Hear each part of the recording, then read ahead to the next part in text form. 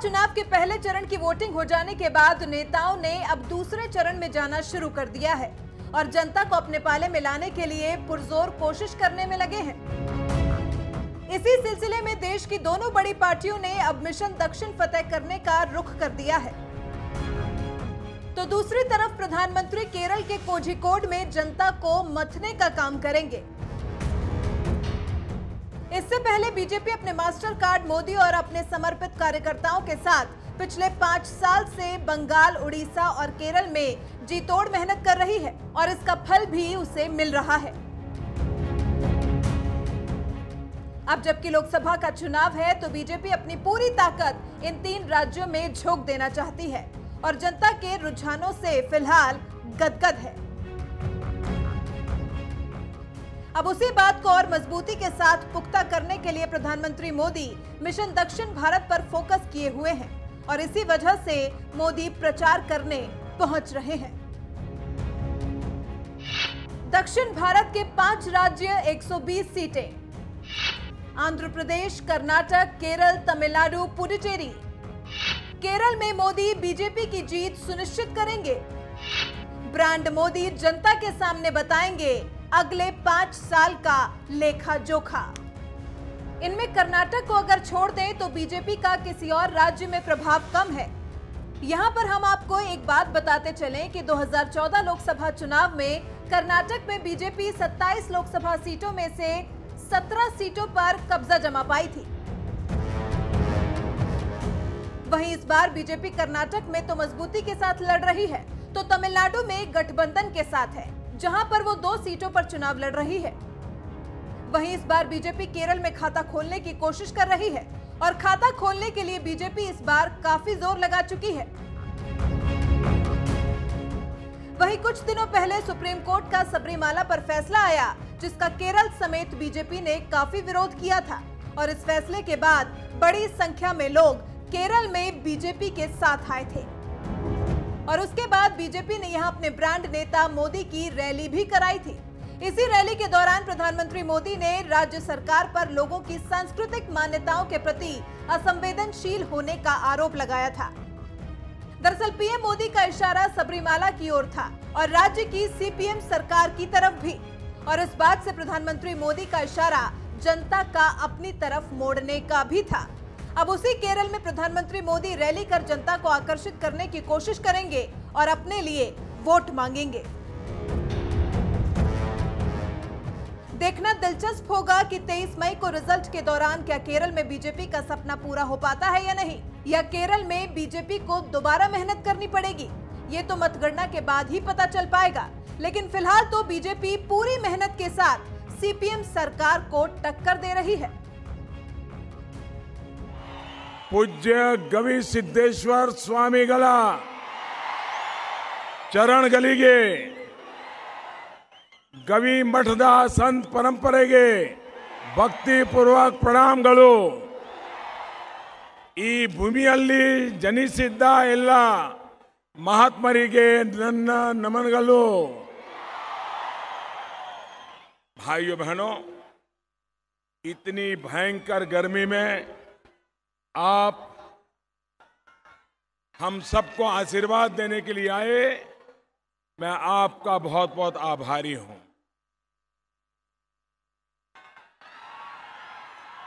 ये दृश्य दिखाता है कि हवा का रुख किस तरफ है।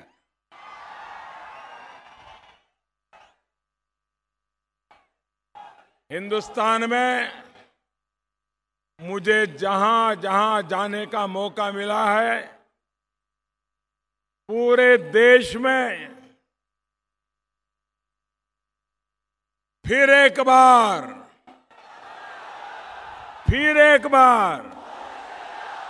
पूरे देश में जन जन की यही आवाज है।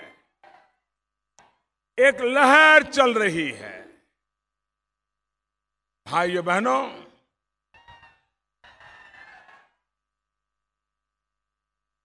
मैं इस पूरे क्षेत्र के हर देवी देवता को नमन करता हूं। बंधु भगिनी, ये संयोग ही है कि मुझे रामनवमी के पहले किष्किंधा के करीब आने का अवसर मिला। श्री राम सेवक हनुमान का सेवा भाव, सबरी का भक्ति भाव यहां के कण कण में है।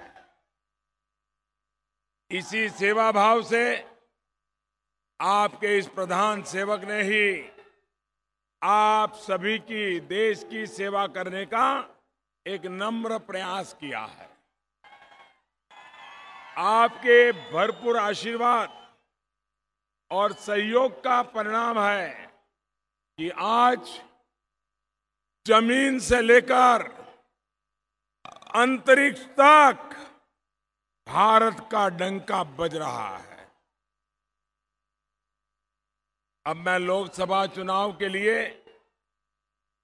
आपका फिर से आशीर्वाद मांगने के लिए आया हूं। आशीर्वाद मिलेगा ना? यहां के सभी लोकसभा क्षेत्रों से मिलेगा, पूरे कर्नाटका से मिलेगा।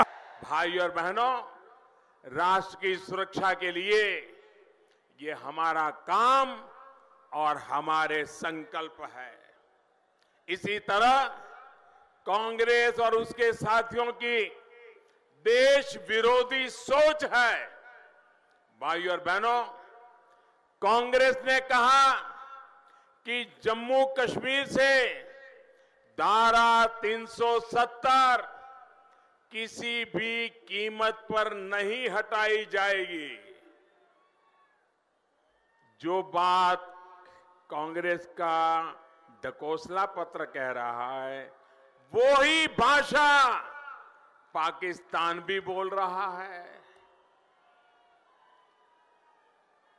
कांग्रेस का कहना है कि वो जम्मू कश्मीर में अराजकता फैलाने वालों से बातचीत करेंगे। पाकिस्तान भी तो यही बार बार कह रहा है कि ताकि भारत इन्हीं बातों में उलझा रहे। कांग्रेस कस रही है कि हिंसा वाले इलाकों में सैनिकों को मिले विशेष अधिकार को वापस ले लेंगे।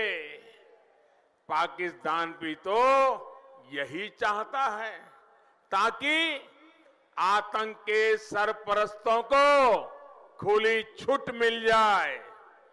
कांग्रेस ने घोषणा की है कि देश को गाली देने वालों, टुकड़े टुकड़े की बातें करने वालों, उनको खुला लाइसेंस देंगे, देशद्रोह का कानून खत्म करेंगे। पाकिस्तान तो भी यही चाहती है कि भारत के खिलाफ काम करने वालों को खुली छूट मिल जाए। भाइयों और बहनों, जो लोग ऐसी बातें कर रहे हैं, उन पर विश्वास कर सकते हैं क्या? ऐसी कांग्रेस पे विश्वास कर सकते हैं क्या? उनके साथियों पर विश्वास कर सकते हैं क्या? क्या ये लोग देश को सुरक्षा दे पाएंगे क्या? भाइयों बहनों, कांग्रेस आज संकल्प पत्र में हम जिएंगे तब तक 370 नहीं हटाएंगे की बातें करती है। अरे कांग्रेस में अकल होती और 1947 में ऐसी हिम्मत के साथ खड़ी होती कि हम देश का बंटवारा नहीं होने देंगे, तो ये पाकिस्तान पैदा ही नहीं होता। ये पाकिस्तान कह रहा है, वही भाषा कांग्रेस के चुनाव मैनिफेस्टो में दिखाई दे रही है। भाइयों बहनों, ये बड़े जोरों से कह रहे हैं कि देश में से हम देशद्रोह का कानून हटाएंगे। मैं जरा कांग्रेस वालों को कहता हूं कि दर्पण में जाकर के अपना मुंह देखो। आपके मुंह में मानव अधिकार की बातें शोभा नहीं देती है। आप कांग्रेस वाले, आपको हिंदुस्तान के एक एक बच्चे को जवाब देना पड़ेगा, हिंदुस्तान के एक एक बच्चे को न्याय देना पड़ेगा। आप कांग्रेस वालों ने बाला साहब ठाकरे का नागरिकत्व छीन लिया था, मतदान करने का अधिकार छीन लिया था।